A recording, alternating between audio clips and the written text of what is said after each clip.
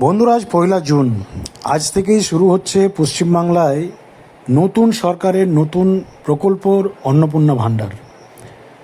লক্ষ্মীর ভাণ্ডার যারা পেতেন এতদিন পর্যন্ত, প্রত্যেকেই পাবেন 3,000 টাকা করে এই অন্নপূর্ণা ভাণ্ডারে আপগ্রেড করার পর।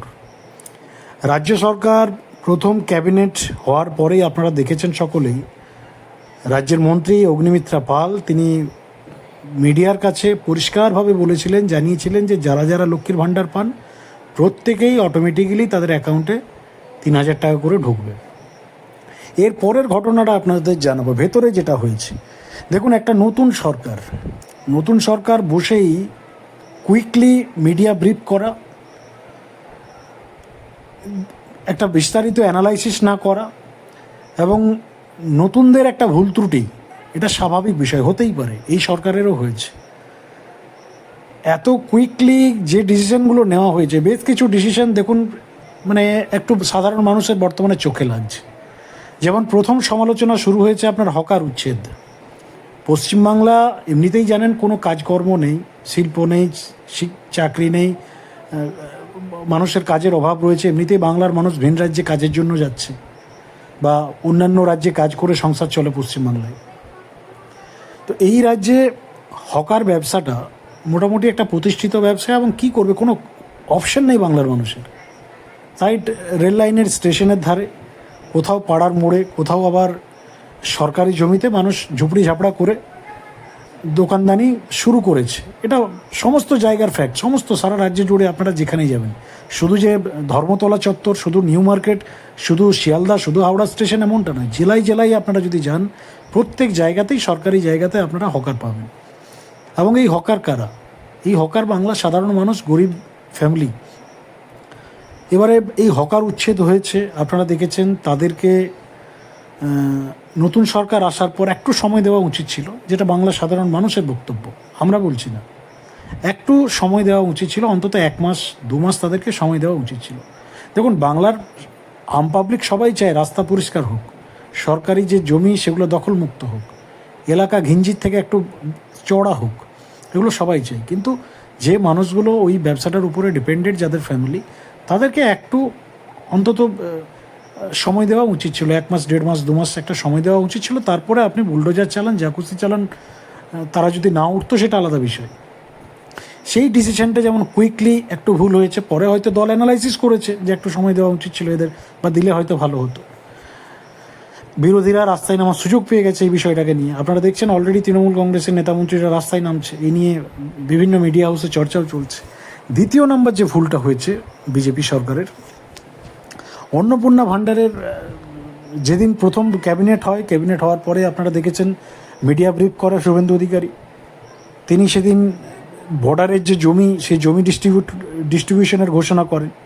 তার সঙ্গে মহিলাদের একজন থেকে আজ থেকে বাসে যাতায়াতের বিষয়টা বলেন যে প্রত্যেক মহিলা 1 জুন থেকে সরকারি বাসে যাতায়াত করতে পারবেন। তার সঙ্গে এই লক্ষ্মীর ভাণ্ডার, যেগুলো কমিটমেন্ট ছিল বিজেপির। এবারে এই ঘোষণা হয়ে যাওয়ার পর অগ্নিমিত্রা পাল একটা স্পেশাল নবান্নের মধ্যেই তিনি একটা কনফারেন্স করেছিলেন, যেখানে বলেছিলেন যে যারা যারা লক্ষ্মীর ভাণ্ডার পায় তারা সবাই পাবে। এই বক্তব্যটা একদম কোট অ্যান্ড অগ্নিমিত্রা পাল বলেছেন, রাজ্যের মন্ত্রী।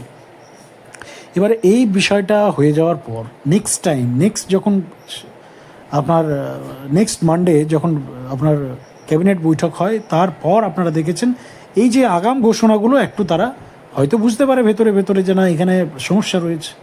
লক্ষ্মীর ভাণ্ডারে প্রচুর ভুয়ো নাম আছে, লক্ষ্মীর ভাণ্ডারে প্রচুর বেনামি আছে, ভুয়ো আছে, মানে ডিস্টারবেন্স আছে।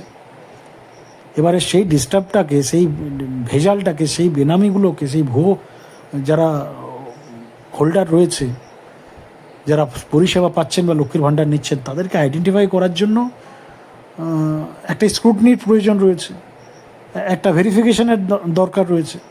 কে যোগ্য, কে অযোগ্য, লক্ষ্মীর ভাণ্ডারের আদৌ প্রাপ্য ছেলে নামে, এই সমস্ত বিষয়গুলো যখন তারা খবর পেয়েছে, জানতে পেরেছে যে এখানে গোলমাল আছে, সেই গোলমালটাকে ঠিক করার জন্য তো একটা সময় চাই, একটা স্ক্রুটনি চাই, একটা আইনি প্রসেস চাই।